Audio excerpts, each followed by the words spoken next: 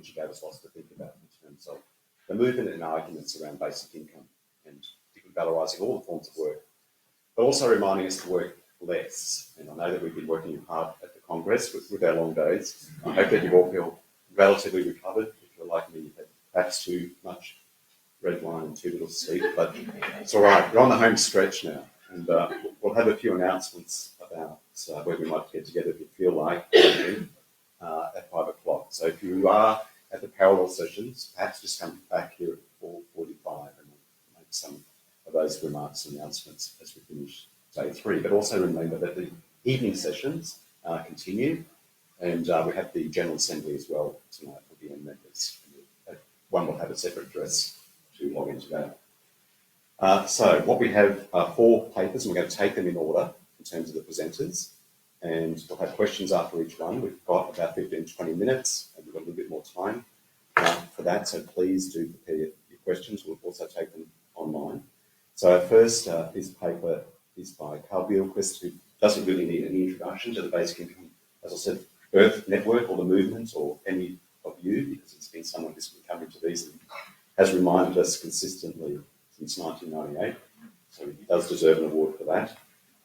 But today, Karl's going to talk about, again, the important topic, which is a really central debate, I guess, around the notion of participation and whether that's voluntary or mandatory, around concepts around basic income. So over to you, Karl. Thanks.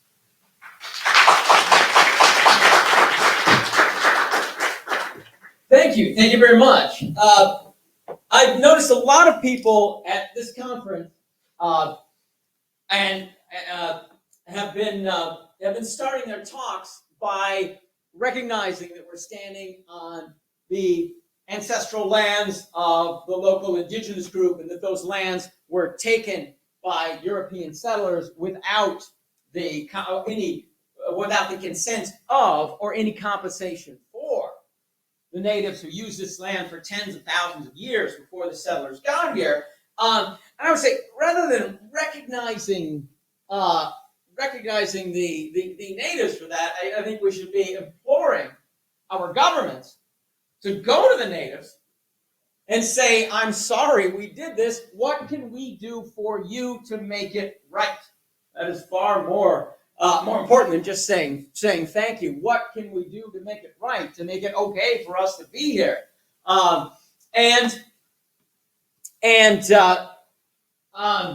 It's also when I people have been saying this increasingly in North America as well too, and this also is inspired me to think about that next time I go to Europe, I would like to recognize that the lands of Europe were seized from the peasants by the upper classes for the benefit of the upper classes without the consent of or compensation for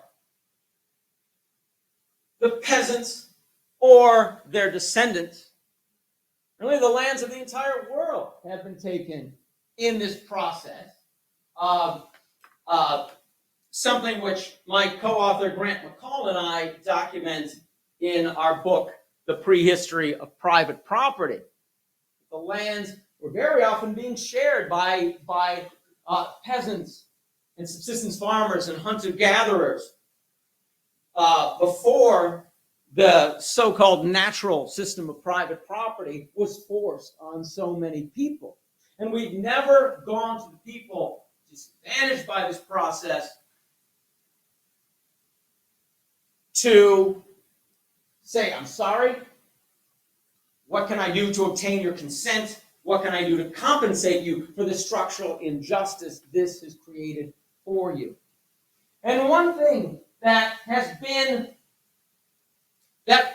often been explicit in this seizure of resources was one of the motivations for it was not really directly about the direct benefit of the resources themselves, but about the indirect benefit that powerful people get when they control resources that everyone needs to survive. and other people who need those resources to survive do not have direct access to them as their ancestors did for tens or hundreds of thousands of years, is that puts the vast majority of us in the position where we have to go to the people who control resources, whether it's a government or whether it's a group of capitalist owners.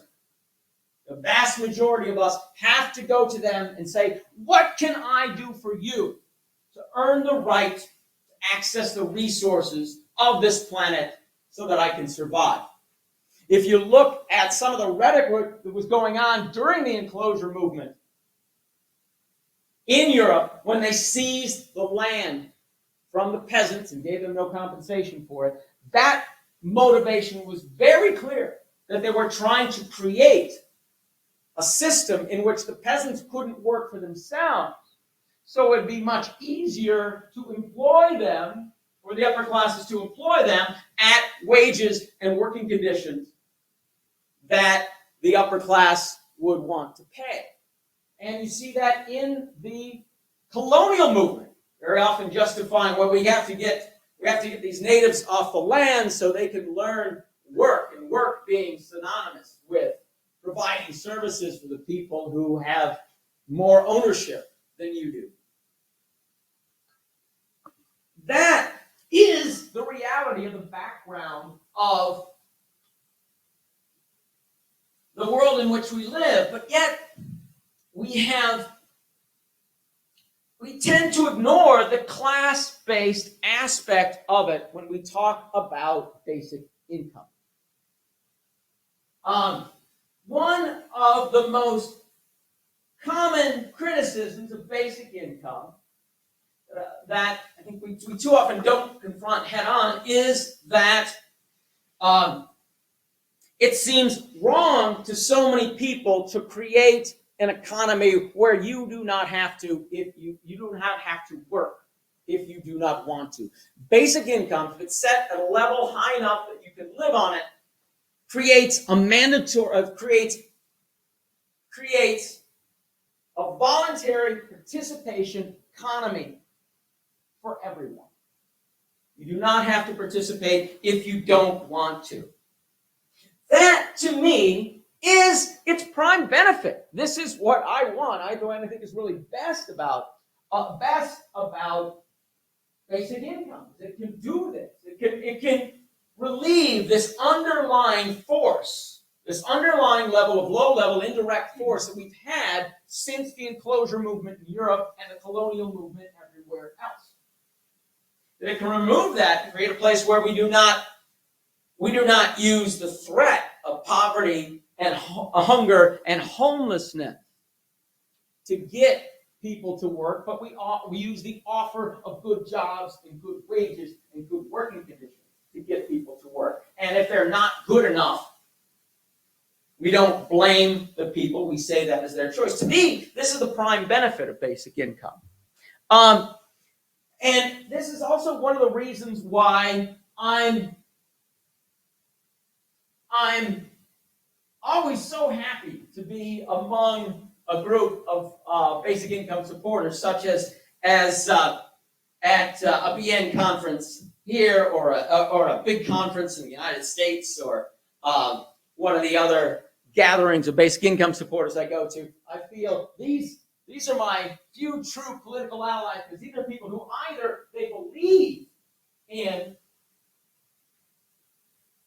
the voluntary participation economy, or at least they don't have such a firm commitment to the mandatory participation economy that they would give up all the other good things. They're at least willing to tolerate a voluntary participation economy for the other benefits they get from basic income. And in the world we live in, that is close enough.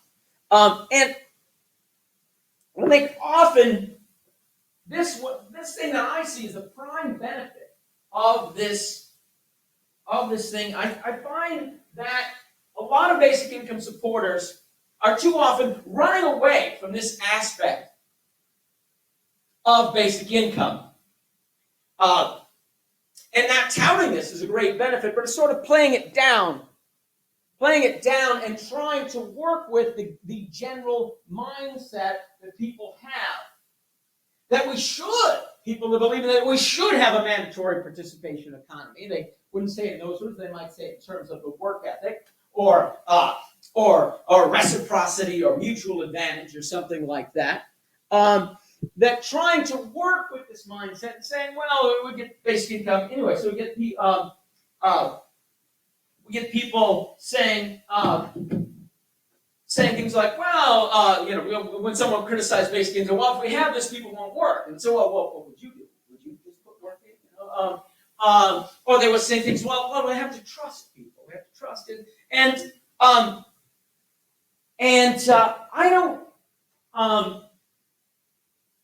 I don't like this approach because, some things work in various times. You got to work the way you got to use the kind of rhetoric that you think will work. But I do not use this rhetoric because I believe that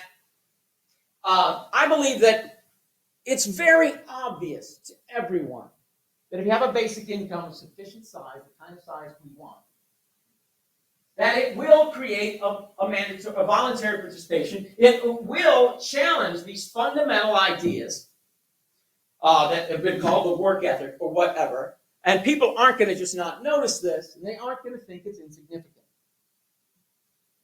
As someone was saying, I think on the first day, someone was saying, actually, sometimes it works better to make these big challenges rather than these small incremental ideas. So sometimes the things that really challenge some of the bases actually work better than other things.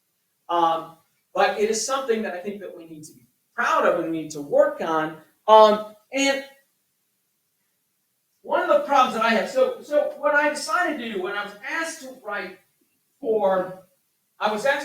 by MIT Press a book called Universal Basic Income, Essential Knowledge, for their Essential Knowledge series. I agreed immediately, thinking this ought to be easy for me. I've been reading about this for 40 years. I've been writing about it for 25. It sounds like the kind of thing I should be able to write in my sleep, but I actually found it was actually very difficult to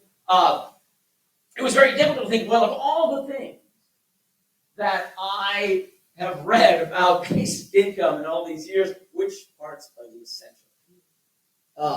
That's a tough one. But a woman named Karl at my university at Georgetown is sort of my advisor as my strategic publishing advisor. What she said to me on this issue was, when somebody asks you to write something like this, they want you.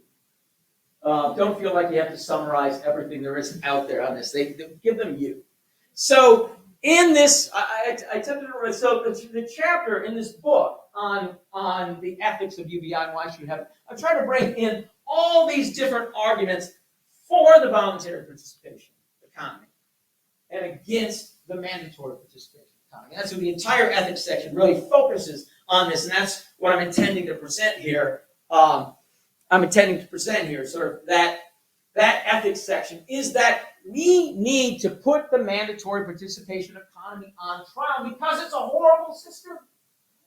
You've heard accounts by people who've lived through the hard end of it, like from Jane Scott and from Jesse Gollum, how unfree it makes people and what unneeded suffering it causes on people and the horrible side effects of this system.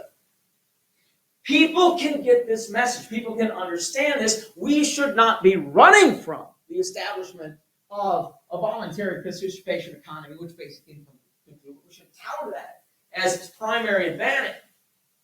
And so I do this in several ways. One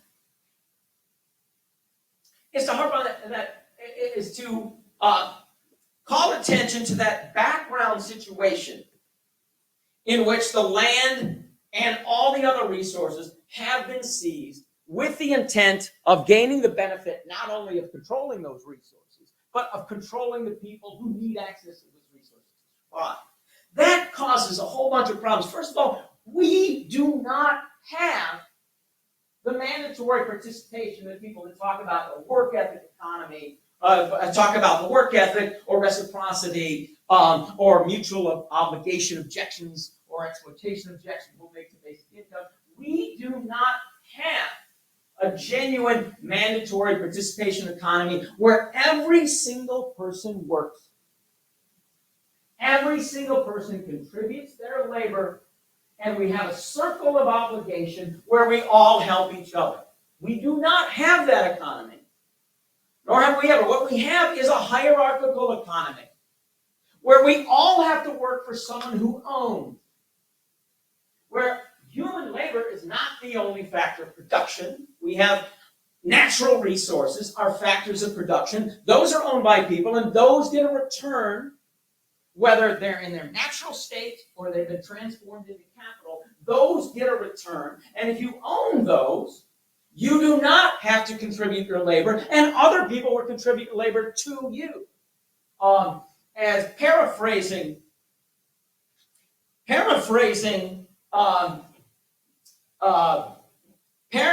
Thomas Piketty, the entrepreneur eventually becomes a rentier. A rentier is someone who simply makes income by what they do, what they own, rather than not what they do. The big rewards in the economy are not for people who do stuff, but for people who own stuff. They have a voluntary participation economy for themselves, for their children, for their children's children, and whoever they choose to designate as their successors in their ownership of their rentier assets. If we really want it, so we have a mandatory participation economy for the vast majority of it, and a voluntary participation economy for the most privileged among us, and the very people that the rest of us have to go to perform our jobs. So if you have someone who will defend this idea that everyone has to work, ask them how they're going to build this economy. What kind of complex socialist system are they going to create where you get rid of rentier income, or have some sort of, along with your rentier income, you have some sort of a work obligation that you have to fulfill or go to jail or something like that? How do you get everyone to work?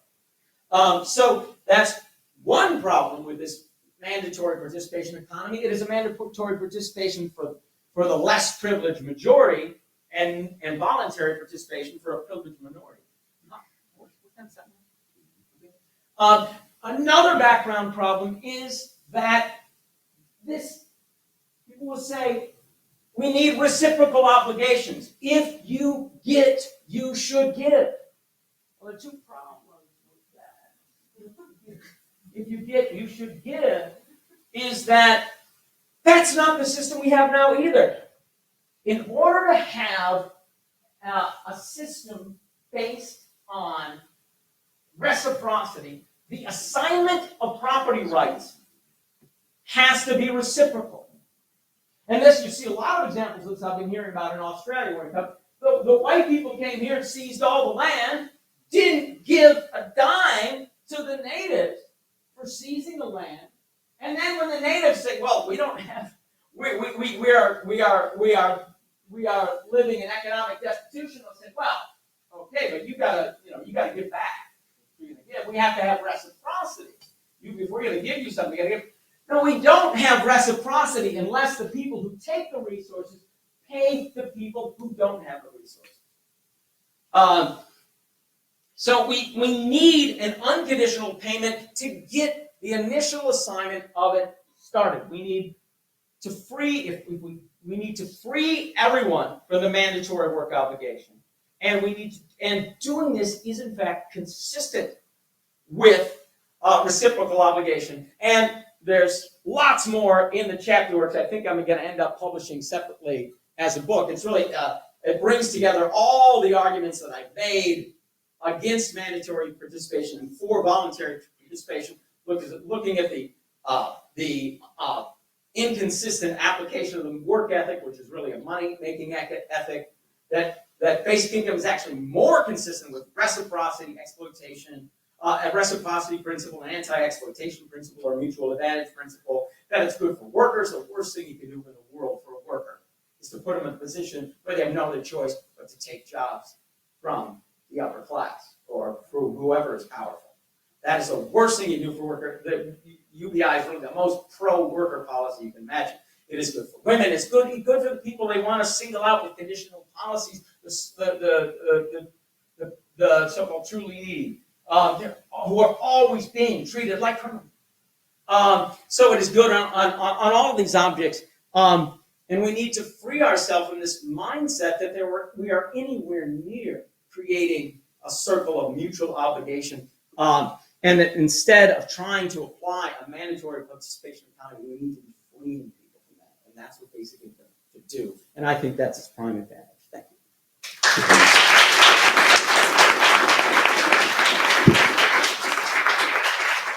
Thanks very much, Karl. Not only does he have a big voice, but he also tries to get his steps while he's doing it. We won't be able to do that for every other speaker because it makes it difficult for the Meet You team, Karl. So, and the other thing I just want to say, just in terms of, I know it was a speak, but just terminology that natives is not a terminology used in Australia. It's a common one in North America. I'm a traveler from a distant land. I speak a funny language. We have our own words.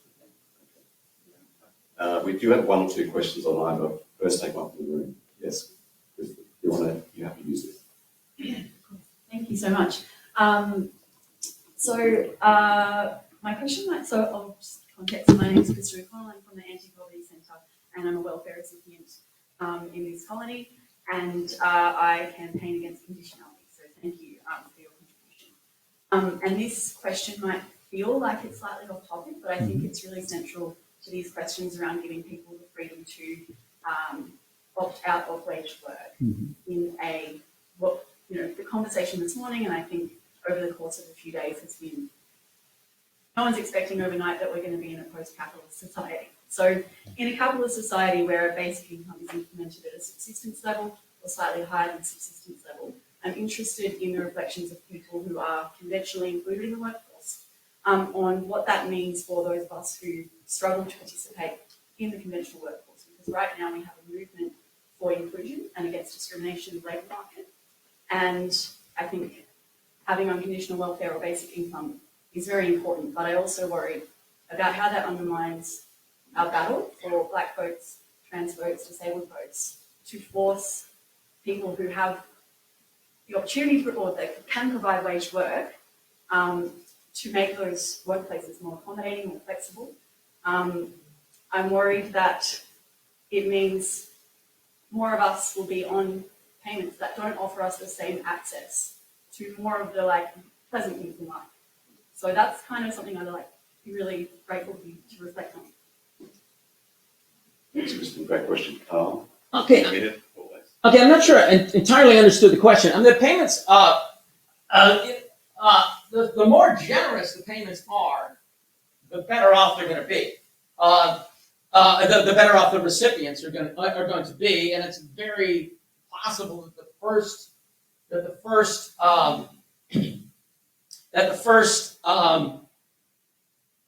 offer is going to be too little. I tend to believe that something is always better than nothing. Is it getting more money in the hands of the people who have least, with less conditions on the people who are held to the most conditions, is a step in the right direction. But we need to ask for more. That's not always true. In the United States, there's now a big movement for reparations for slavery, which is really a reparations for structural injustice that's gone on long after slavery. But the reparations, very often the first reparations offer they're going to get, they're going to have to campaign for reparations, but they're going to have to turn down because it's going to be a token amount. And they say, okay, we paid you, now shut up. And that is something that we have to say is that we can't stop campaigning until it's enough. Karl, we've got two questions from Stephen, but I might just take the first one given time. The question is, have you considered the inevitable effects of including each human being on the planet equally in the globally standard process of money creation? big question. Do you have a response? Well, yeah, of course. I think that is the preferred thing for everyone in the movement. Is a worldwide basic income.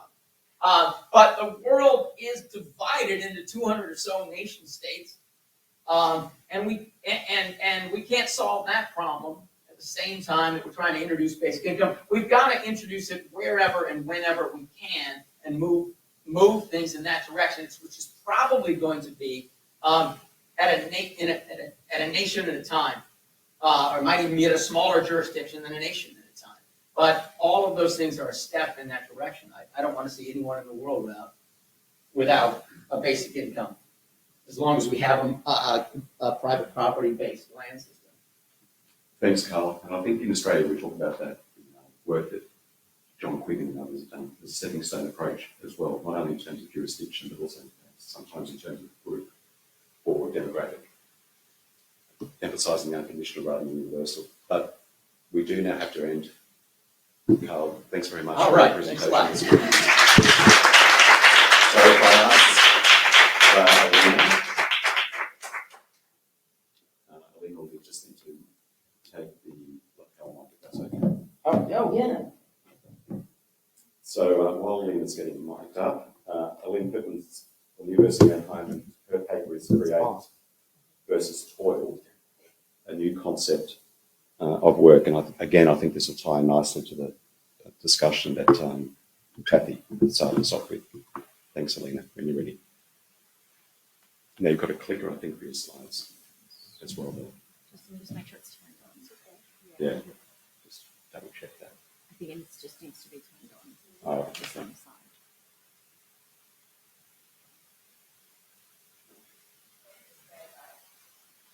yeah, we'll just have to turn it on. I think it'll work now. Yeah. Right, yeah. Back and forth. All right, thanks, Alina. Okay. It is a big challenge to take the floor after Karl. But I'll just try. I don't know this.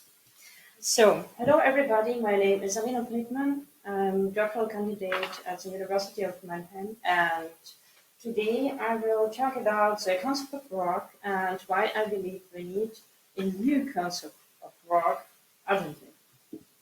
So, I think I don't need to explain in this round what is UBI approach.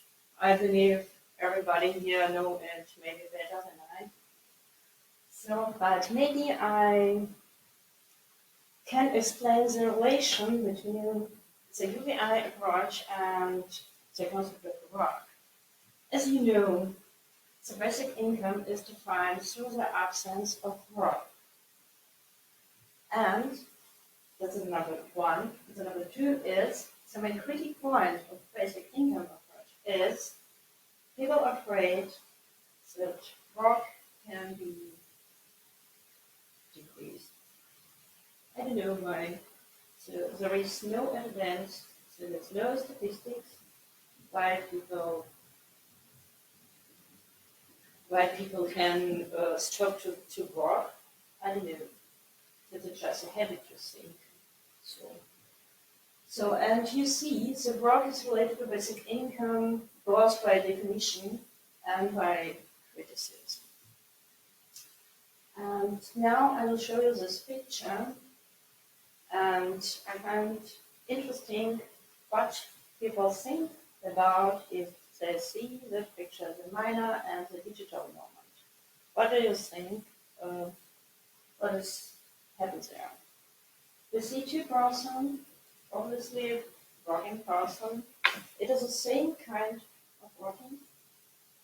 What do you think about?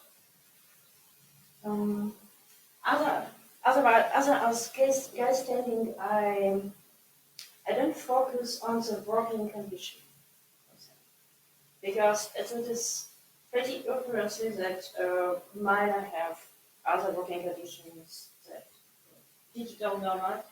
That is not a claim that digital nomad can take a power nap after his lunch and miner as hard orderly job. No. I think the working condition must be dignified. And dignified working condition is not a privilege, it must be a social norm, either for minor or for digital nomad, for everyone. So, and I just ask myself, what is a work?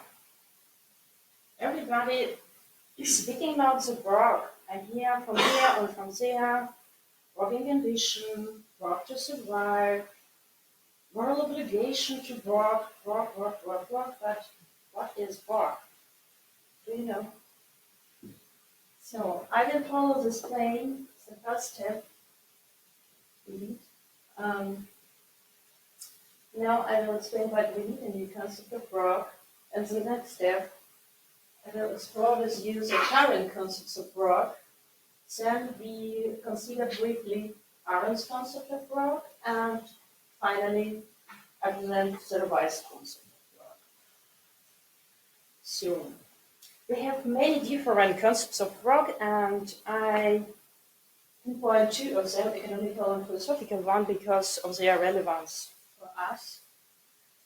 And if we turn to the economical theory, we have two notions of work. Work as activity and work as a production factor. The first one is belonging to the economics and the second one to the management. And now we don't consider the work as production factor, only as a human activity. So, there are many different definitions of work in the economical theory. You see, sometimes work is a part of producing process. Sometimes work is just a purposeful social plan to deliberate physical and mental activity. Focuses on activity. And sometimes work is just opposite to nature. And I couldn't pinpoint any meaningful definition what is the social part of work.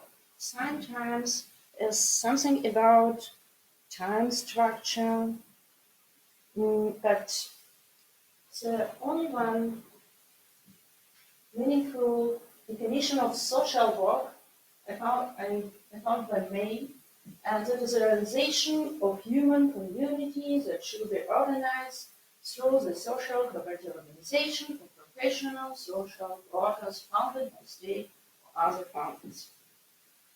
And we see that it's not a phenomenon of social work itself, it's just a special field related to the education, related to the children and health care, elder care, everything care. And despite of using this term, social work, it seems to be a thing or phenomenon of social work, but we see that it's just a special field, special area, and this area requires a professional. So let us turn to the philosophical concepts.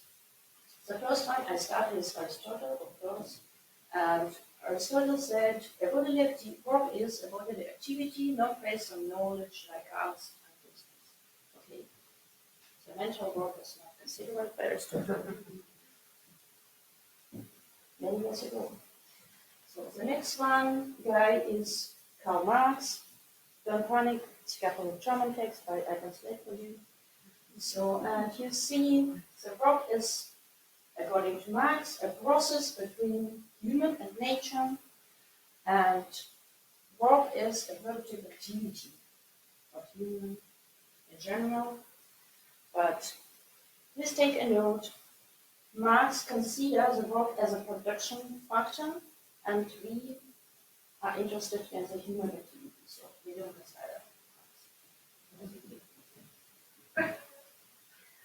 So the next Greek philosopher I taken is Hannah Arendt, and if I'm in the defense of Hannah Arendt, they are excited and of your concept of work and say that is the best one. And if I'm in the skeptics, they said that is the worst one concept of work.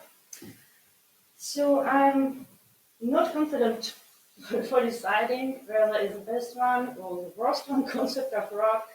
I just argue that is more extended, most comprehensive and detailed concept of rock, and I don't agree with it. Why? We decided. So, summarizing, work is bodily or mental activity. Work can be labor creating. Work is related to labor suffering. Work must be productive. Work is earning power. But what is about social significance? Let us see what Arendt had to say about the work. So for Arendt, yeah, please be careful. For Arendt, work is exactly that. You call it labor in English edition. We're speaking about the human condition by Arendt, but in the German condition, I prefer the German edition of this book, Widerquist, because I find the terms and the title are more precisely.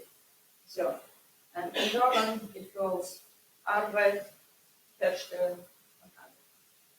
Please note, there is one about we are speaking, but by Arendt it goes labor and we are speaking about work.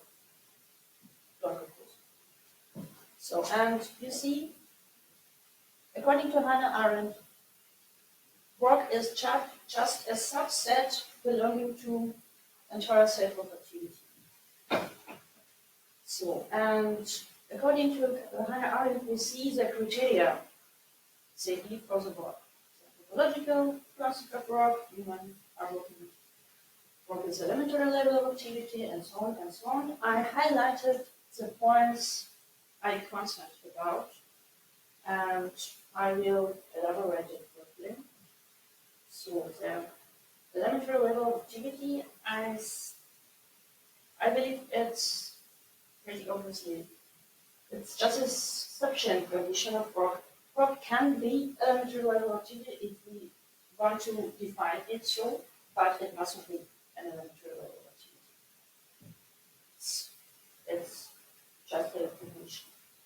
So, according to Arendt, work covers subsistence level, and here I'm supposed to distinguish between toiling and productive dollar creating activity. If I think on the Robinson Crusoe on the Joseph Island, is he walking? He's toiling. That's right. So, and the next one, Arendt said, human work is a human answer to life restriction, and so cannot be free. I don't agree with this statement because yes, we are restricted in different things like birth, death, health, fire, whatever, but work is a manifestation of human life.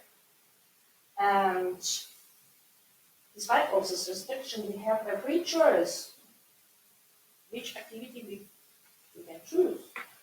And we have a free choice how we perform, good or bad.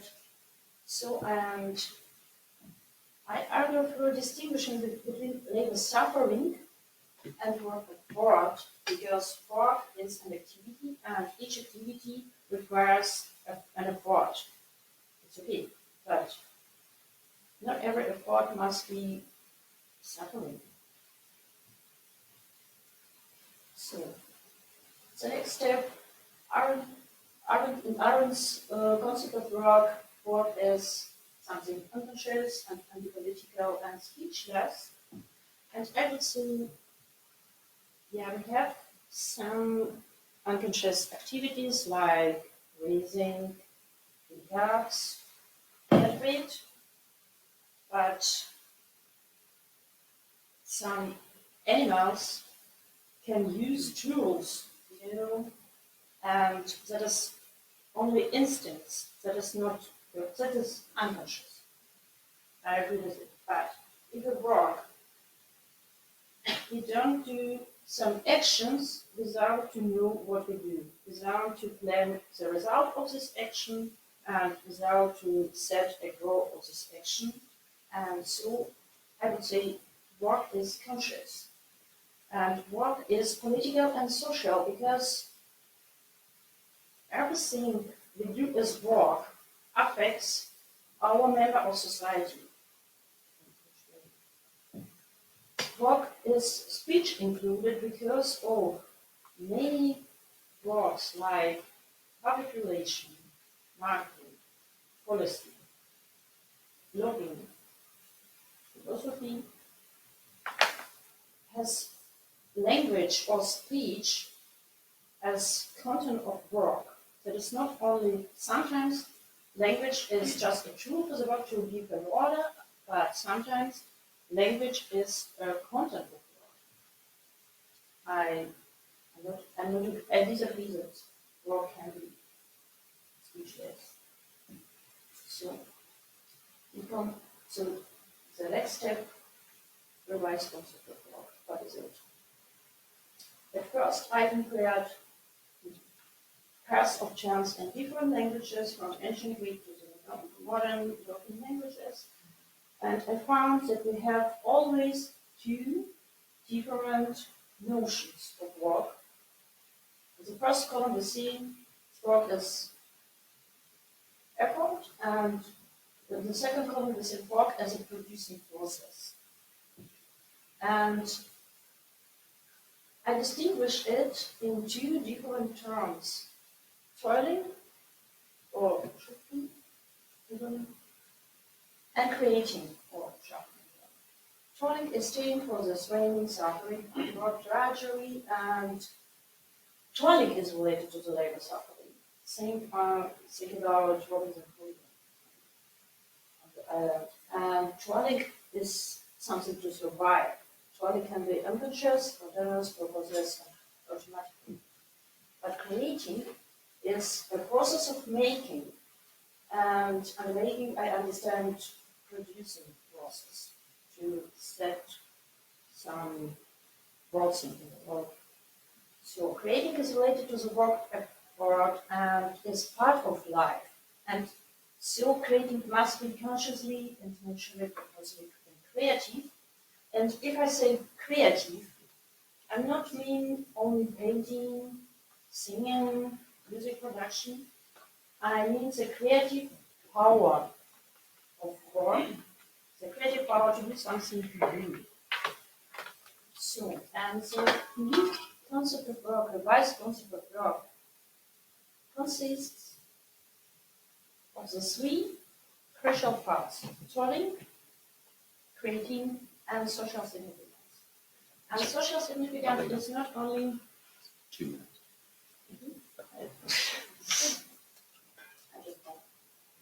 Almost ready.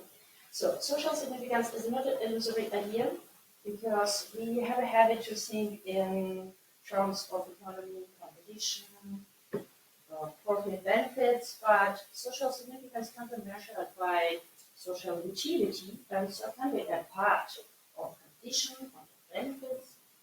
So, and now we can really good separate these terms: work is human activity, labor is a production factor, or is a job, that is a place where we can work or do our labor. And what is a hobby? Hobby can be each human activity, but without this part of social significance. Hobby is something for fun, just for self. So, and I come to the end of my presentation. It's a new catalog of criteria: what is work, what is an activity. It calls the subject is necessary. We have a metaphor: money is working, but it's not money can be working, only human can work. Work can be mental or bodily. Work is related to work effort and not so to labor suffering. Work is really social, political, relevant. Work is part of life and not the process of life, according to Marx. Work is the making of worthy and creative power opportunity. Work is always conscious. We are not ignorant, according to Hannah Arendt. And last but not least, work is always related to the social significance, and non-focus is social position. So, thank you for your attention, and thank you for the session. Thanks very much, Alina, for a perfectly timed presentation and for dissecting the work. I think it's important to remind us around that distinction that makes in the human condition, particularly around the kind of inherent value of work rather than its exchange value in the way in which you talked about. Do we have some questions from the floor? Yes, please. Thank you for your interesting. Just maybe, we don't have another mic, do we? Sorry, just have to shout it out. Okay. I try to be loud. Thank you for this very interesting interpretation of what you are doing with your time. But first of all, I would suggest that that's what you call hobby, which means leisure time, is very often more socially significant and more productive than you think. I could not separate it, especially as a professor. You have the privilege to do all what you do at your workstation or during leisure time and so on. And time sovereignty means that you put all these aspects together. So therefore, I would say your leisure time is also socially very significant. Therefore, UBI is very important because this supports also your leisure time and not only your labor time. And the second thing is it right that in the present system, if you do not die, the argument is if you are not creative in labor market or in labor time, then we force you to toil at least, so that you do at least something. That's the welfare system. Toil at least when you are not creative. And when you are not creative, you are bad at education or whatever, we have to force you to toil. And this is our right in the labor market, so therefore, no problem is there. Thank you for the question. So, I think there is a point, exactly the point, why I believe we need a new concept of work. Because in certain terms, the work is related to each activity just for money. Social significance is not relevant. And so we have this consequence that people take hobbies, and not only for singing or painting, but for different activities like toilet and care of children and care of everything. Because of we have this gap, somebody must do this, but they have not evaluation in the working conditions. So, and that is why I argue that social significance must be a criteria of work. And so we can divide and say, okay, hobby is just hobby. It's just fun. It's my leisure. I can do whatever, but that's hobby. And work is something creative, is better, sure, but social significance. That is a clue. And the second question was only that in the present system, without individual toil, because toil, yeah. creative. I remember me in my previous life. I was an auditor, and my supervisor said to me, "What is your skills? What is your skills?" And I was a very creative person. And he said to me, "Creative person, you call me. What do you want to do with your creativity? You are an auditor. You don't need it."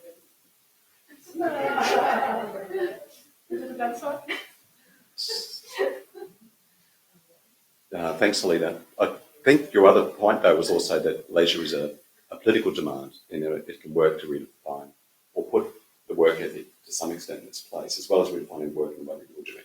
Because that was the whole point, Bertrand Russell's essay in praise of idleness, is that what we want to get out of these moments, of these changes, particularly with new technologies, is a form of intelligent leisure rather than just consumption itself. So I think that's trying to liberate in that way, and the importance of temporal autonomy, I think, matters. Do we have any other final question before we move to our next speaker? Online or in the room? No, all right. Thanks very much again, Alina. And you're one of the people that's travelled a long way, so also thank you for that.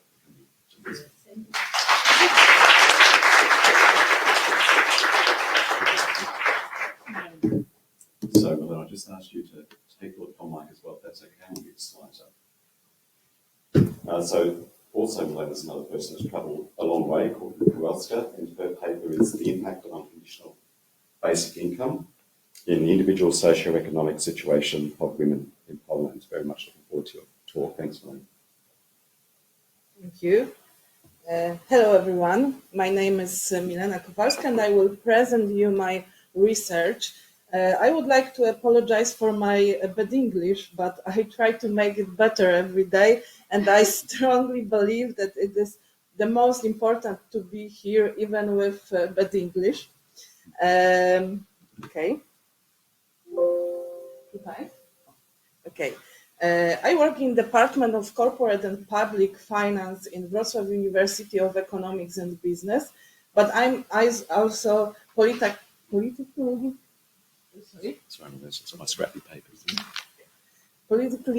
involved. I'm a city councillor and the chairwoman of Young Democrats. I would like to add some context to the study and show you a few information about Poland, like minimum wages, average salary, minimum pension, minimum men's average pension and women's average pension. It is all on the very low level. Now in Poland we have a high inflation rate, energy crisis, and over 6 million refugees from Ukraine who have crossed the Polish-Ukrainian border, and they are mainly women and children.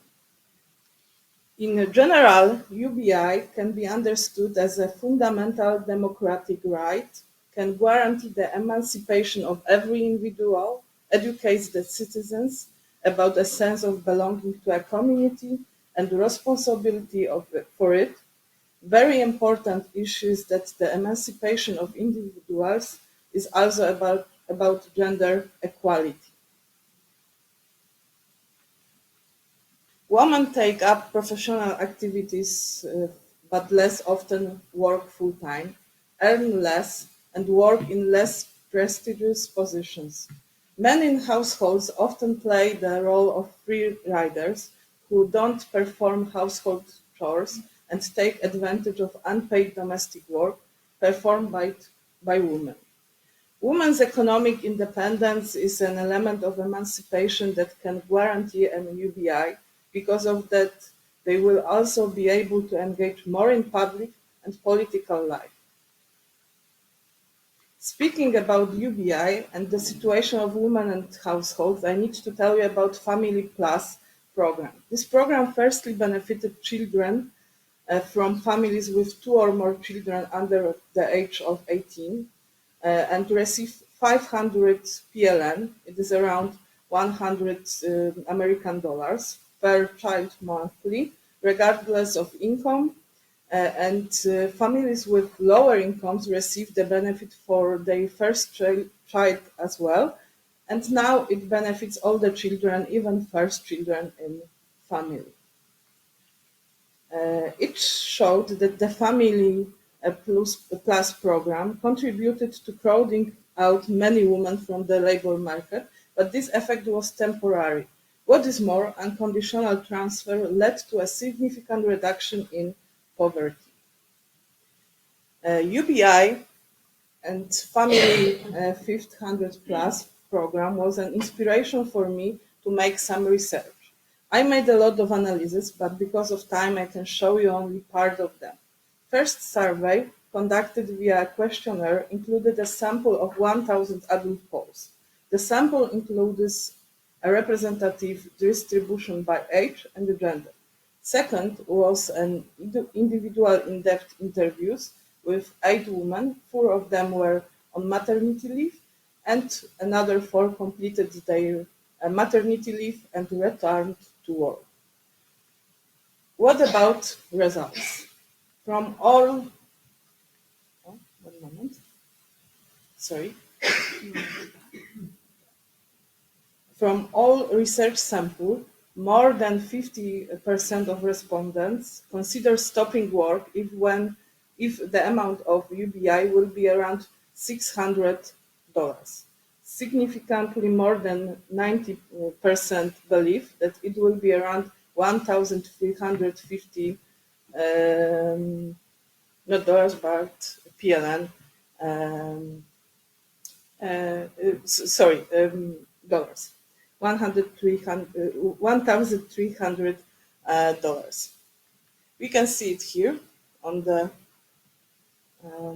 this picture.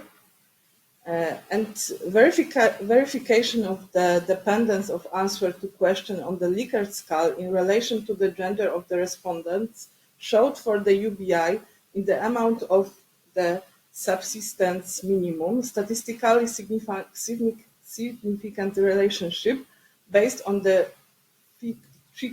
chi-square test were shown for the question about education, willingness to take risk, a sense of economic security, debt reduced, and independence. Similar differences can be noticed in the case of the amount of the 1,300 zlotys PLN, but we need to add saving money, looking after family, changing lifestyle, and more environmental friendly. The vast majority of respondents obtaining a UBI of 1,300 PLN would contribute to increasing the willingness to take care of the family, more time to their passion, increasing independence, changing the lifestyle to a more environmental friendly, increasing consumer spending, and it would also give a sense of economic security. Moreover, regardless of whether the UBI was on the amount 1,300 PLN or 600 PLN, the majority of respondents would allocate these funds to health services. A UBI of the subsistence level, statistically significant difference between women's and men's answer occurred only for 2 questions related to the willingness to start education and allocating these funds to education. Women would be more likely to spend the extra money in this way, but the percentage didn't exceed 50%. And we can see it on this picture. Analyzing the candlestick charts below, it can be concluded that statistically more women than men believe that UBI on the higher level it would increase their independence, their sense of economic security, as well as their willingness to study, whether to allocate these funds to education. And we can see it on this picture. Individual in-depth interviews by 8 women.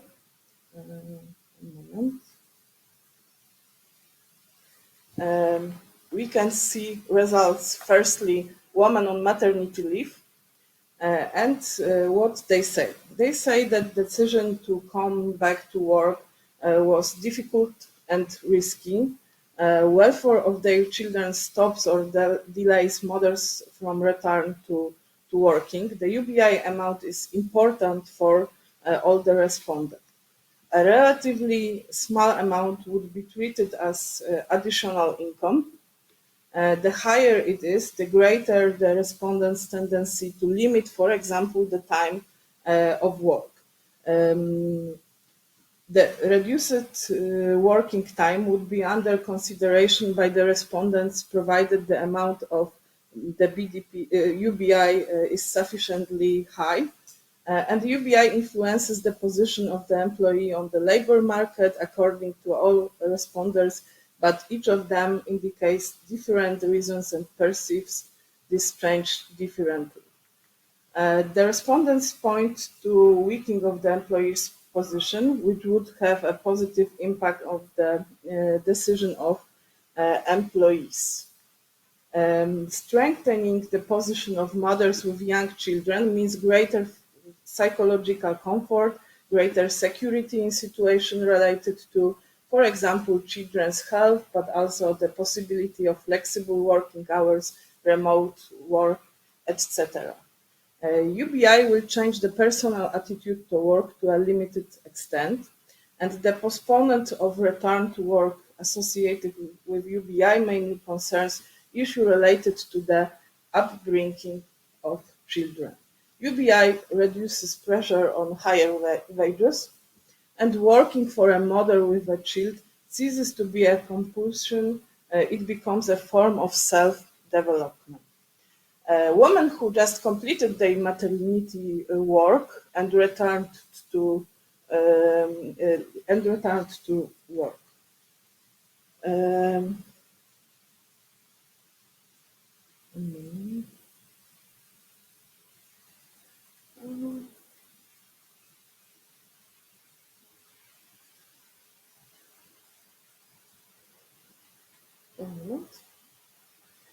Which is this? Could you tell me which one is this one? Okay. I've just been Okay. following you. The next Okay. one after women have returned to work on here, it says, Okay. what's this I now? have that. Yeah. Probably yes. Sorry. For women who have returned to work, work is a kind of return to normality, but also returning to work was a financial necessity, and they needed to ensure the continuity of employment. UBI wouldn't change their decision to work, but make them rethink the timing and form of the return, and would be, of course, declaratively motivating. And for them, the amount of the UBI is important too. The motivation for a possible reduction in workload in the respondent's declaration is the good of the family, and UBI would allow greater flexibility in making decisions about possible reduction of working time, and job would be a way of getting extra money if it needed, and work could be undertaken, for example, periodically. Greater flexibility is in managing working time, and they can, for example, work in hybrid forms.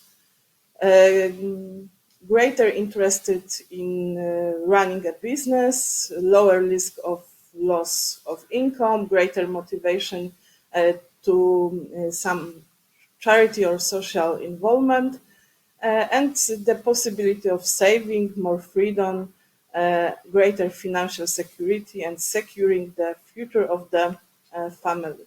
What is the conclusion? There are significant differences in declared ways of spending funds by women and men. Women prefer more spend money for education, self-development, whereas men declare that they will spend money for some consumer. The amount of UB matters. UB increases the bargaining power of an employee on the labor market, including women in the most difficult time of returning to work after maternity leave. And UBI would allow women to invest in education and personal development and provide a sense of economic security. Thank you.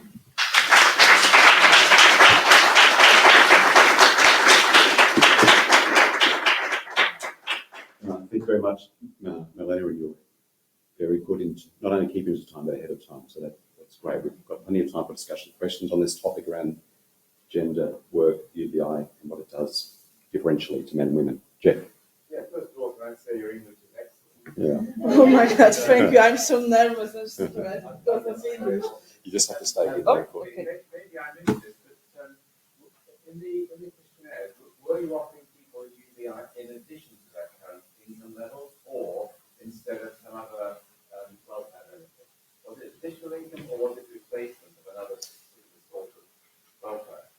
Instead, and I think first question was, do you understand the idea of UBI? And if they told me yes, I understand, I told them that UBI is instead of all social benefits, and they understand it, and then they declare how it will impact on his life and socio-economic situation. Yeah, so Like an additional payment. yeah, it was an Yeah. additional payment, No, not as a substitute, replacement. replacement. Yeah. Yes. So what percentage of the people were on payment at the time? Sorry, I What can't. percentage? What percentage of the people were on a payment at the time of your study? Like some other payment? I don't remember how many it was, but I think not a lot. Ben, do you want this, or we can use your big voice? I'll jump down if we know. Use your big voice. That was fantastic. And I really loved the combination of quantitative and qual stuff that you brought together to give us a real sense of that. And I think we got a great sense of the trade-off and the tensions that women are experiencing in this situation.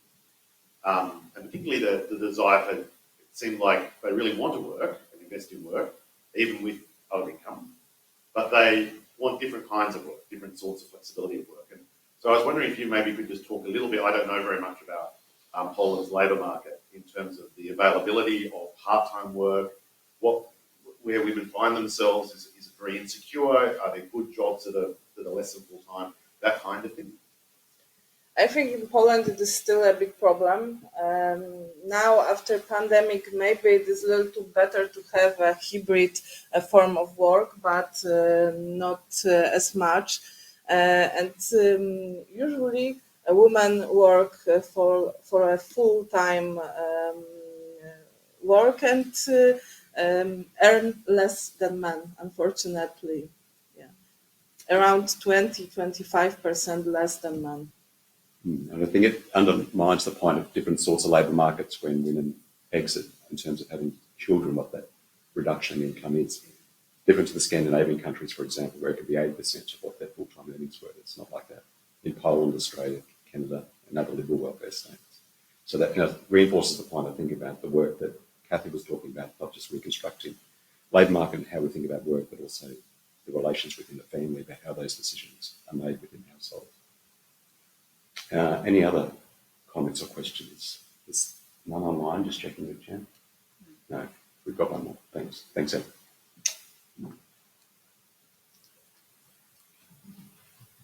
So I'm just curious, from your findings, what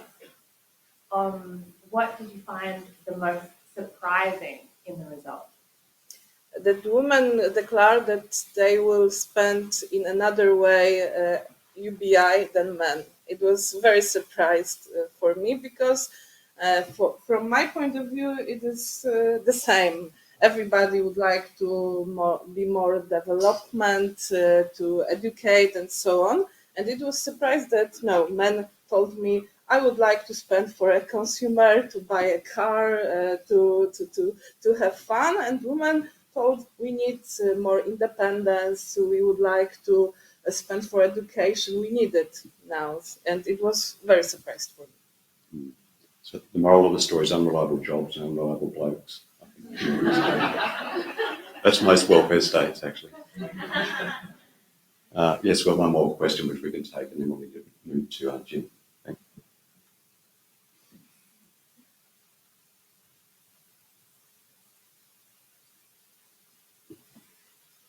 So, is there a gap between the level of average level of education between men and women? So, what is the percentage of women that completed higher education, and percentage of men who completed higher education? I think it is the very similar level. Both women and men.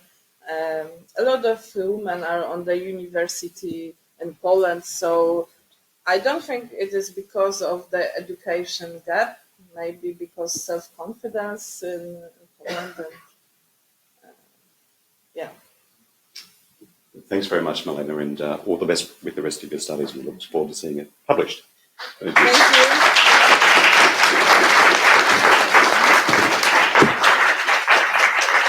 Thank you. And we'll just get you, yes. Okay, Last but sorry. certainly not least is James Jim Mulvale, University of Manitoba, who's going to really address an important question that haunts basic income conferences, studies, debates, and it's good to have, I think, this where we're at to in thinking about the labour movement in relation to UBI, views from Canada. Over to you, Jim. Okay. Thanks very much, Greg, and thanks for the conference organizers for letting me do my little bit here, but just for this great conference that's been taking place Jim, over the last you just 2.5 days. Throw your bigger voice just for people online. Just speak up a little bit. Okay. A little bit Speak higher. up. Sorry. Just move it up a little bit. Yeah. Just for the folks online. Okay. Thanks. Thanks. So, Are you happy to use this one? Are you happy to hold a mic with not?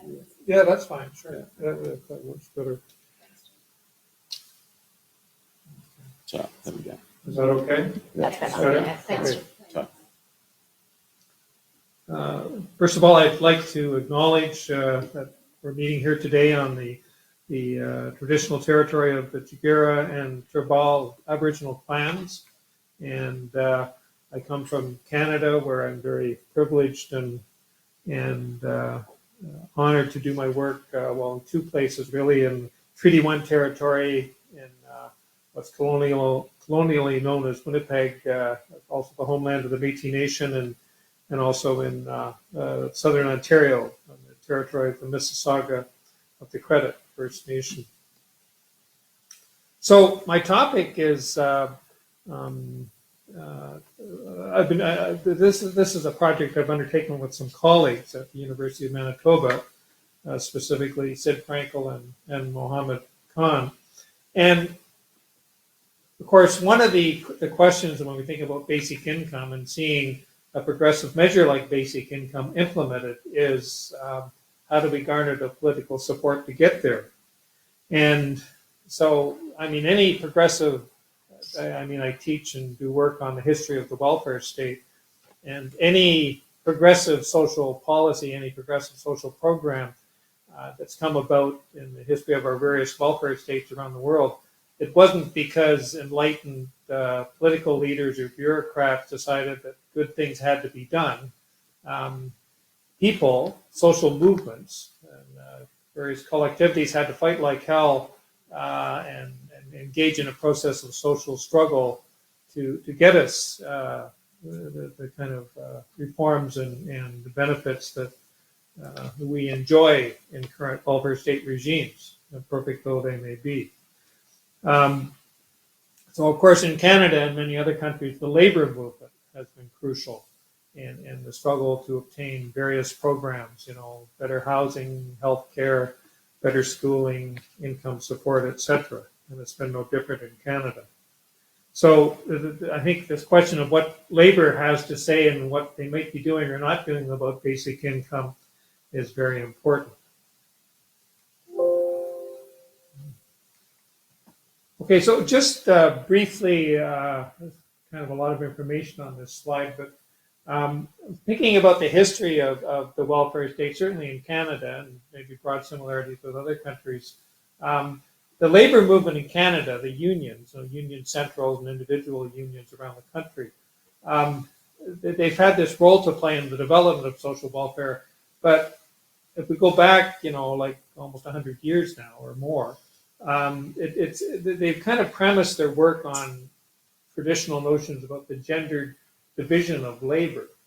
And this has been reflected in the way the welfare states in our various countries have been developed, where we have kind of a top tier of income support programs based on labor market participation, unemployment insurance, contributory old age pensions, and people like Nancy Fraser has done work on this, and Linda Gordon, kind of a second tier of this income support programs for the rest of the folks who inordinately are women and other kind of marginalized groups. So the top tier, we've got, unemployment insurance, contributory old age pensions. The second tier, or the kind of last resort in a sense, has been programs like mother's allowance and perhaps child benefits, which maybe are less stigmatized, but are very much premised on a gendered division of labor. And this kind of gendering of income support programs had became entrenched in the kind of the full growth and zenith of the Keynesian welfare state that we saw develop over the period of 1945 to 1975, roughly. Of course, neoliberalism arrived, and we saw in many cases draconian cuts, in other cases cuts to programs, with 1,000 small cuts. But this gendering, this kind of gendered notion of how income support programs are structured remained with us. And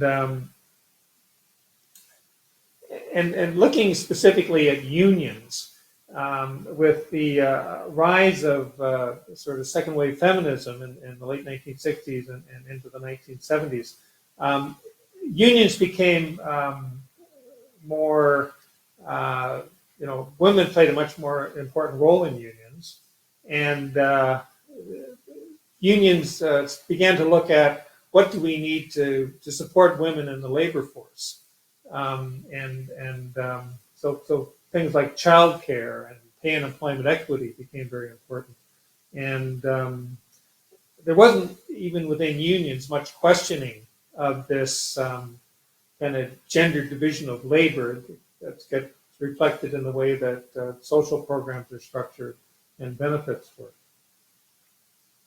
Of course, things changed roughly with the advent of the 20th century, with the rise of precarious employment. Part-time, contracted jobs, people having to, juggle various jobs to make a living, and the decline of the standard employment relationship, the notion that, became more prevalent in the 30-year period after World War II, where mostly men working in often unionized jobs would have a steady job with one employer with probably some benefits and some half-decent pay over a long career. But all this changed in the era of precarious employment. So we, all the things we're familiar with, offshoring and automation. In Canada, certainly, maybe not so much as in other countries like the U.S., but there was a decline in union density, the proportion of people belonging to unions. And of course, labor jobs shifted from relatively well-paying jobs in the manufacturing sector to lower paid jobs in the public sector and the service unions. One of the themes that's come up with this new labor market we're dealing with today, of course, is, and we've talked about it here, automation and the advent of unemployment or artificial intelligence and so on. And I mean, that's something to worry about, but we have a labor economist in Canada with the name of Jim Stanford that reminds us not to kind of overplay this robots are taking over kind of argument, that paid work is going to continue to be with us. It's going to change and over time. In fact, the history of capitalism, if we go back a couple hundred years, labor markets are always changing, are always churning, are always transforming. So we've got to maybe not overplay the argument that paid work is going to become very insignificant sector of the economy.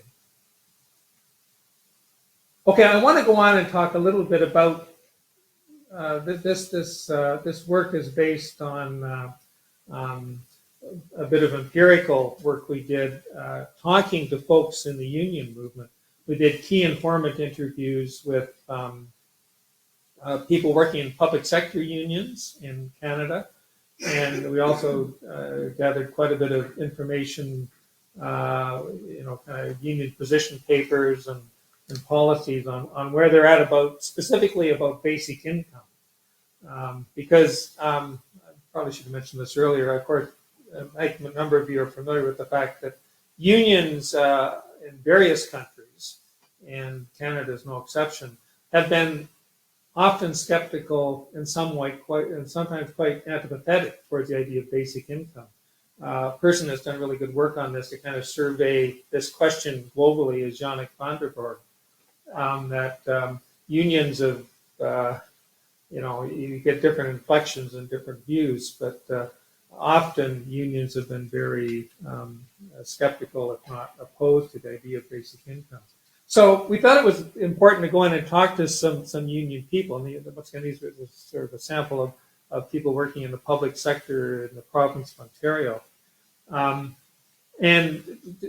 Because some of their concerns about basic income aren't unreasonable. They're not asking crazy questions. They're asking questions that, as intelligent, thoughtful, engaged union members, we kind of need to have a reasonable response to. I mean, first of all, there's a question of what the heck is basic income? And it's been mentioned many times here. There's a lot of different versions. There's a lot of different, we have the Bien definition, but in terms of how this works out in the real world in different countries, there's a lot of different variations, the universal demogrant, the negative income tax, the maybe somewhat targeted versions, and versions with some conditionality. So there's kind of this ambiguity about what does it mean. The second point here is does basic income supplement or replace other income support programs? Certainly in Canada, one of the key, it would be political suicide to propose basic income as replacing what we have in place already with programs like the Canada Pension Plan and the Employment Insurance Scheme, which unions have fought for over the years. They're heavily invested in. They're public programs to which employers contribute 50 cents on every dollar. And I think they serve many useful purposes, although they're not universal and they're not unconditional. You have to have work to receive them. So in the Canadian context, we've been trying to emphasize we're thinking about basic income as something to build on existing architecture and add on to programs. There's a worry about the basic income being a potential route to privatization. Kind of the Charles Murray and Milton Friedman argument that we'll just give them enough money and then, we can dismantle other welfare programs. Lots of questions and concerns about the details of basic income program design and delivery, the costs and benefits. A specific thing we asked in these interviews, and we were interviewing, some of our interviewees included people that represent workers working in the existing social assistance system, that are kind of the welfare caseworkers working directly with people who receive benefits. Now, the role of welfare social assistance caseworkers over the years, I'm old enough to remember back in the sort of before all the cuts started in the mid-1970s, people that worked in income maintenance at provincial government level, for instance, actually tried to help people. They tried to help them find a place to live, get them employed, get them in a job training program, find daycare for their kids. And the check got cut too on a monthly basis, but it was really more on the hands-on help. And it wasn't a perfect program, but at least there was that motivation there among many workers that really wanted to, make a positive impact on their clients. Now, of course, over time, it's kind of evolved into welfare policing, right? And making sure people are eligible and are they meeting the work requirements. We had workfare introduced in Canada in different provinces and over the last 20 or 30 years. So, but people still working in the system. We had a focus group, the Ontario Basic Income Network, where we had social assistance caseworkers as part of the discussion, and they were saying, this can tear us apart sometimes. We want to really do what we have to do, but you kind of got to sabotage the system. You got to kind of, subvert the rules a bit in order to do what you perfectly well know needs to be done. So we certainly heard some of that in the interviews as well.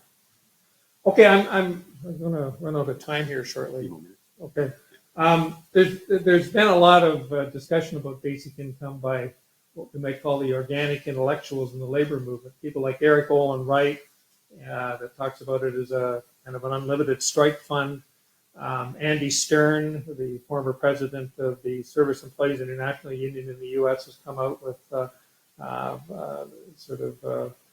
argument, a union-based argument for basic income. Jim Stanford is I mentioned him earlier, he's a labor economist in Canada, and he actually used to be very skeptical about basic income. I interviewed him a number of years ago, and he was really not much of a fan, but he's kind of come around and argued for it as a sort of a labor-friendly social policy. There's been kind of the radical left opposition. I'm running out of time, or I won't spend a lot of time, but kind of the argument about the neoliberal Trojan horse that, as I mentioned earlier, this will be a way to cut other programs. And where I wanted to end, and I'm not going to have time, maybe we can get into some of this in discussion. I think it's very important that labor has to, and the left more generally, need to be listening to other voices around basic income. That'll help them maybe expand and change their thinking about basic income. Precarious workers.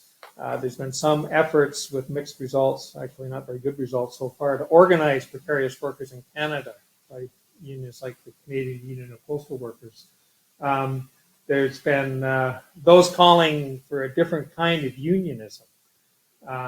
There's in number 3 here, of course, I'm speaking at the end of the conference, and you always think you're going to have great ideas to share. Of course, most of the ideas I got up here have already been covered in the previous sessions, previous speakers, maybe more brilliantly than I can cover them.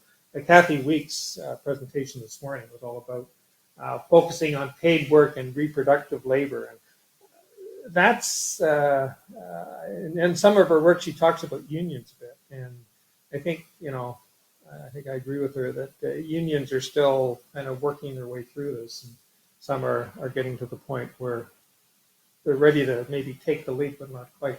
And finally, and this is a whole argument about the role of basic income in degrowth and reaching a steady state economy. And this is tough for unions because unions are often hooked into jobs and production and full employment, wherever that means, and job creation. But I think we can come up with reasonable and feasible strategies to get us to a place where we're drawing down economic activity and ensuring the planet has a chance to survive ecologically, but also make sure people in poor countries get what they need, and still keep unions on board and still see, partly through basic income, social justice and economic justice done. Okay, I think I'm pretty much out of time and got a whole bunch more to say, but we'll leave it there. Thanks. Don't go far away. I think Jim's done a really good job, as I mentioned, about highlighting the question about labour and thinking about the forms of prosperity within the ecological limits of a finite planet. So putting that climate back into the question about work, and obviously the labour unions are heavily involved in the just transitions prospect as well. Yeah. We had I was involved with it wasn't specifically about labour, but I was involved in a project in Canada called the Green Resilience Project, where we talked to a whole bunch of community groups. Sorry? I was there too. It was a good time. Yeah. We had a focus group in Hamilton where Jesse comes from. But I wasn't actually physically present at this meeting, but there was a focus group. The Green Resilience Project was how to think about basic income, how to bring about resilient, ecologically sustainable communities, and the role of basic income in getting us there. I refer to it as a necessary but not sufficient step to get us towards a truly socially just and sustainable economy. And one of the groups that participated was it's actually workers in the oil sands in northern Alberta. It's a group called Iron and Earth. And it's people working in the oil patch that union members, and many of them Indigenous, who want us to be thinking about moving towards more sustainable ways to produce energy and just to keep the economy running generally. So those are very important voices to be listening to, I think, and they're going to give us some guidance on how to move forward. On the subject of voices that are important to listen to, we can't ignore our Zoomies, and I know that we've got some questions from the roomies. We've got 3 hands that went up, but I just want to ask a question from the forum first. Sure. The question was from a point of view, I guess, of a different union, the Unemployed Workers Union here in Australia, who says that they have a main policy that supports a job guarantee rather than a UBI, and some of the union members are concerned that a UBI would undermine work wage conditions for those who are in paid employment. What is your response to those kinds of concerns? I think I agree with essentially what Kathy Weeks said earlier in her presentation, that I think a job guarantee, to be blunt, is the wrong way to go. I think that like there's no silver bullets here. There's no magic solutions. But we always think about universal basic income as nested within and intimately connected with a whole range of other labor market policies. A decent minimum wage, maybe a living wage. There's been living wage campaigns with not huge results, but have made some impact in Canada. Upping labor standards. Sorry, I'm invading your personal space now. No, it's okay. You just have to speak into that. Okay. So if we think about universal basic income, but in the context of implementing a whole host of other labor market policies, and this is where unions, we need to keep them on board. We need to have them as part of the struggle, because they've been kind of fighting these battles for decades, right? Going back to their inception, and certainly in Canada in the late 19th century. So I think we can come up with labor market policies that guarantee people meaningful work who are able and willing to undertake it, but still provide everybody with support, partly through UBI. Thanks, Jim. We're going to go Jesse, Tim, and then Ben. Less of a question, just to add on to what Jim was saying about the Green Resilience Project, because I was working on it as the communications coordinator. It was interesting because we were having conversations that were mostly peer-led, actually no, completely peer-led, not mostly, and peer-focused about what the transition to net zero Canada would look like and how those will impact the industry, that the industries that are affected by these people. A lot of commonalities that we were seeing was that a lot of people were wanting to focus on local and grassroots initiatives that's focusing on their own economies in order to sustain themselves. Like there was a fascinating conversation with a group in Nova Scotia called the Center for Local Prosperity that was like, if we can just build our own economy ourselves, we would be great.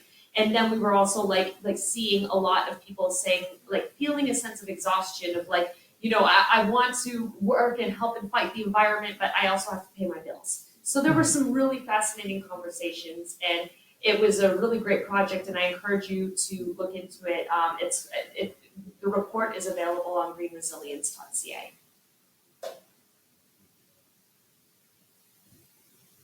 So I think Tim was next. I'm just going to take over from Greg. Sorry, Jim, did you want to respond to that? No, I think Jesse summed it up really well. Thanks so much, Jim. Really interesting presentation. I was wondering about your thoughts on something I've been discussing around this conference and previously. As somebody who's an active unionist and backing UBI, which is not a particularly common thing in Australia at all. One of the things I've thought about is that you talk about kind of rearranging the way unions organise, which I think is really active in this space. I'm interested in your thoughts. It strikes me that UBI has the potential to create a lot of space for worker organising, while also potentially reducing space for workplace organising. And workplace organising is such a fundamental focus of union organising these days, and they're not so good, certainly in Australia, at kind of broadly organising the large constituency of workers. Is that a conversation that you've been involved in at all? Do you see the point? Is it something that's worth? No, that's a crucial question, Tim. I referred briefly to efforts by Canadian unions to organize like food couriers. the Canadian Union. Well, it was a hopeful story for a time, but then things didn't end well. The Canadian Union of the Canadian Union of Postal Workers (KW) actually won a labor board decision saying that they were in the midst of organizing Fedora food couriers, and got a ruling that in fact the employer had to treat these workers as employees, not as quote unquote independent contractors that don't aren't subject to labor, where they are entitled to work under labor standards and the usual things you expect an employee to get with a unionized work setting. So that victory was won at the labor board, but then lo and behold, Fedora decided just to shut down. It's a Dutch firm, and they withdrew from operation in Canada. We've had actually a more worrisome development recently. Another union, the United Food and Commercial Workers Union, has they're representing Uber drivers, mostly in the Toronto area, I believe. And they've got kind of an exemption from the provincial government, which is led by Doug Ford, who canceled the Ontario Basic Income Projects, who Jesse was talking about yesterday. So he's a villain in more than one ways. But the Ford government, so-called progressive conservative government, kind of has cut a deal with UFCW that they can represent the Uber drivers, but they don't have to consider them employees. So that and CUPW is taking the other union, UFCW, and the Ford government to the labor board. So we'll see where that comes out. But these kind of struggles are absolutely crucial, and I think the struggle is very much continues, and we'll see where things end up. I'm not sure if I answered your question exactly. It doesn't matter, Jim, because there's another one anyway. Yeah. Ben? As you noticed, fantastic paper. Thank you very much. You focused there on the concerns that union leaders have. I just wondered, did you get any positive feedback? And also, did you get any sense that there's interest amongst the membership of the unions that the leadership might have been aware of? Is there any sense of a grassroots push for it at all, or is it kind of entirely an academic debate that you're asking people who don't know a lot about it and aren't really interested? Yeah, well, thanks for that question, and that's one of the slides I didn't get to. It's really important to recognize that any labor movement in any country, it's the House of Labor is a contradictory and complicated beast, right? And in fact, I think we see evidence of some maybe generational change that many. I don't want to do too much stereotyping here, but a lot of union leaders kind of came up through the Fordist era of mass production, mass industrial unions. We've kind of gone more public sector, but it's very much, as was mentioned earlier, kind of workplace and maybe company oriented. Where I think some of the younger folks that are joining labor unions are joining as precarious workers, and they see kind of the need to organize in different kinds of ways, and also there are usually young folks, right? They're people who, as well as facing a world of precarious work, they're facing a world in which they're going to be around for many, many years, hopefully, and they're seeing an ecological crisis that's going to affect their quality of life. So I think there's more openness among those younger workers to think outside the box and to think about different ways of union organizing, to think about different ways of collective bargaining, and to tie these concerns to other social and ecological concerns. Thanks, Jim. We've got one comment online, and then I'm going to go to Michael for the last comment. So the question online is about whether there's any coalition building or work being done between artists and unions, given that it's a really good illustration of where UBI is, where the labour market's failing, I guess. Yeah. Actually, there's a group in Canada called Artists for Basic Income. It's one of the key people is a fellow by the name of Greg Burkhold, who comes from the Public Service Alliance of Canada.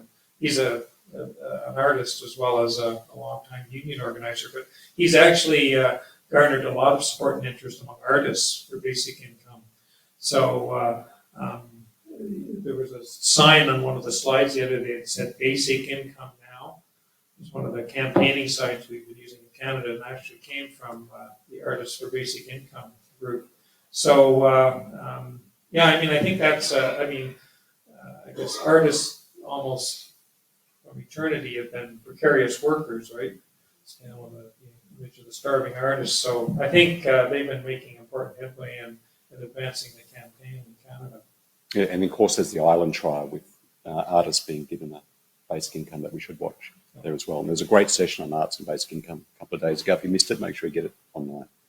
So we're just about out of time. So we're going to go to Michael for a comment. Zoe's here. Thanks. Thanks, Michael. Thank you. Another great session. I'd just like, as an overview, to go back to Alina's talk, where she raised the whole definition of work, and to put a provocation out there that in Canada at least, and around the world, there are 1 million full-time workers in Canada that are not in the stats. And if we think about what is the most important product in a civilized society, it's an educated person. Now, we pay professors and ground staff and accountants and everybody in the production process of this educated person, but they're not the one person who does the actual work to transfer knowledge information into knowledge. And a UBI actually provides a small compensation for that hard work, and in fact probably is some of the most difficult work we do, is to learn new knowledge. And so I think we need to begin to recognise the value of that work, and a UBI will go a small step towards it. So yeah, thanks again. Thanks, Michael. I think that's a good reminder. Not only do we not pay them, but we give them, cripple them with debt, particularly students. Paying them a market wage out of which they pay for the resources that they consume. That's a lot. We can discuss more of that over lunch. So I agree with Michael, and everyone's presentations were really enriching, and I think regressed lots of where we started today in terms of Kathy Work's provocation as well, Kathy Weeks. So it's lunchtime now, outside the usual spot, and we're back in different rooms at 1:30. Place spaces back in here. Thanks again, everyone.